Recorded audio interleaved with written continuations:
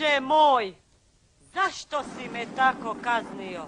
Što sam to doživjela? Bože, Bože, zašto si išao protiv Božih zakona?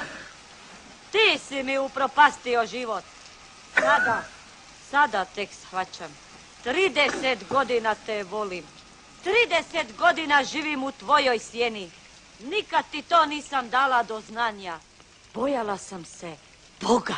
Ulazila sam u vašu sobu kako bi udisala mirise vašega bluda. Voljela sam te od prvoga dana kad sam te upoznala. Zbog strasti prema tebi jela sam zemlju i crve. Kažnjavala sam sebe zbog ljubavi prema oženjenom muškarcu. Voljela sam te do ludila. Nemoj mi se smijati.